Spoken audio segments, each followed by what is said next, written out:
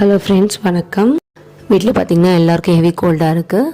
கஷாயம் வச்சிட்ருக்கேன். கஷாயத்தில் மிளகு சீரகலாம் சேர்க்கும் போது ஒன்று பதிகமாக தட்டி சேருங்க. அப்போ தான் அதில் இருக்க சாறு எல்லாமே கஷாயத்தில் இறங்கும். நம்மளாம் பார்த்திங்கன்னா டெய்லியுமே இன்றைக்கி என்ன குழம்பு நாளைக்கு என்ன குழம்புன்னு யோசனையிலே எப்பயுமே இருக்க வேண்டியதாக இருக்குது.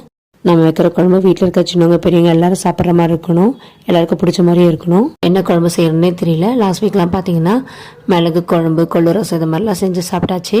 இன்றைக்கி பாசிப்பருப்பும் தக்காளியும் போட்டு குழம்பு, அதுக்கப்புறம் அது கேப்ட் ஆகிற மாதிரி உருளைக்கிழங்கு பொடி மாஸ் பண்ணிகிட்ருக்கேன். இந்த உருளைக்கிழங்கு பொடி மாஸ் ரெசிபி நம்ம சேனலில் ஆல்ரெடி இருக்குது. டைம் இருக்கும்போது பாருங்கள். எண்ணெய் தாளிக்கும் போது கொஞ்சமாக உளுந்த பருப்பு சேர்த்துருக்கேன்.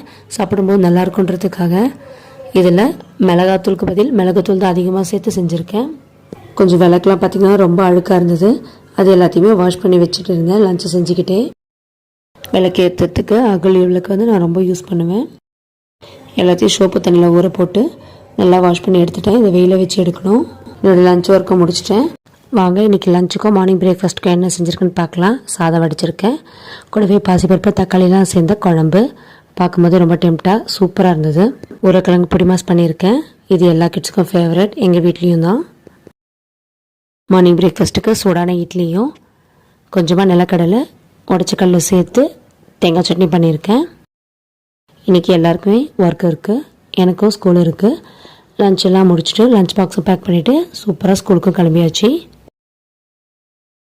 நீங்கள் லஞ்ச் பாக்ஸ்க்கு எது மாதிரிலாம் பேக் பண்ணி கொடுப்பீங்கன்னு கமெண்ட் பண்ணுங்கள். சேனலுக்கு தொடர்ந்து சப்போர்ட் பண்ணுங்கள். சேனலுக்கு வீடியோஸ்லாம் பாருங்கள். தேங்க்யூ.